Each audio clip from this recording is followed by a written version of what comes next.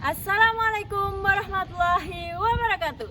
Hai guys, bagaimana kabarnya hari ini? Semoga baik-baik saja ya. Ada pepatah mengatakan bahwa tak kenal maka tak sayang maka tak cinta. Maka dari itu, perkenalkanlah saya Sela Septiani dari kontingen 3 PMR Wira SMA Negeri 3 Ponorogo. Pada kesempatan kali ini, saya akan menyampaikan presentasi mengenai kesiapsiagaan bencana pada saat bencana gempa bumi. Nah, sebelum itu, yuk teman-teman kita simak sekilas mengenai bencana. Di dalam kehidupan sehari-hari, pasti teman-teman sudah tidak asing nih dengan istilah bencana. Bencana merupakan kejadian luar biasa yang disebabkan karena ulah manusia dan juga faktor alam yang menimbulkan korban jiwa, kerugian material, dan juga kerusakan lingkungan. Nah, teman-teman tahu gak sih, ternyata bencana itu ada banyak jenisnya loh. Jenis-jenis bencana.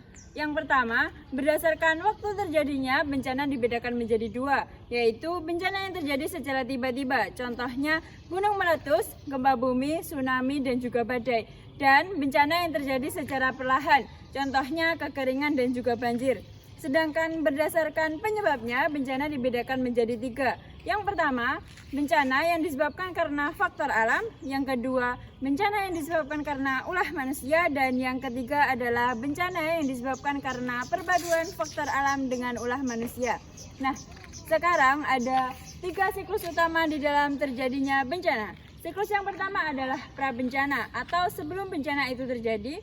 Siklus yang kedua adalah saat bencana itu terjadi, dan siklus yang ketiga adalah pasca bencana atau setelah bencana itu terjadi. Nah, sekarang teman-teman sudah tahu kan, ada banyak sekali jenis-jenis bencana. Salah satunya yaitu adalah bencana gempa bumi.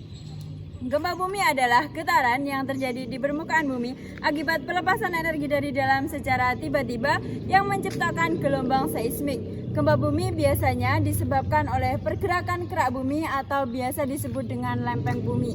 Nah, ternyata bukan hanya bencana saja loh yang banyak jenisnya. Gempa bumi juga ada beberapa jenis. Contohnya yaitu gempa vulkanik, gempa induksi, dan juga gempa tektonik. Nah, kebetulan teman-teman, wilayah Indonesia berada di antara lempeng Australia, lempeng Eurasia, dan juga lempeng Pasifik. Dan juga termasuk di dalam cincin api Pasifik yang tidak lain adalah gugusan gunung berapi di dunia. Hal inilah yang menyebabkan kenapa Indonesia sering sekali terjadi bencana gempa bumi. Maka dari itu teman-teman harus siaga terhadap bencana gempa bumi. Yang pertama adalah pra-bencana atau sebelum bencana terjadi. Kesiapsiagaan apa saja sih yang dapat teman-teman lakukan? Yang pertama adalah dengan teman-teman bisa mencatat nomor-nomor yang penting seperti PMI, rumah sakit, polisi, dan juga pemadam kebakaran. Selanjutnya, jika teman-teman memasuki ruangan ataupun gedung, teman-teman harus mengetahui pintu keluarnya dan juga tangga darurat. Serta teman-teman harus meningkatkan pengetahuannya tentang kesiapsiagaan bencana. Oh iya, jangan lupa teman-teman harus menyiapkan tas siaga bencana yang berisi pakaian ataupun selimut, makanan dan juga minuman, kotak P3K, dan juga surat-surat yang penting. Oh iya, jangan lupa bawalah masker. Nah, setelah itu, jika bencana terjadi, yang bisa teman-teman lakukan adalah tetaplah tenang dan janganlah panik.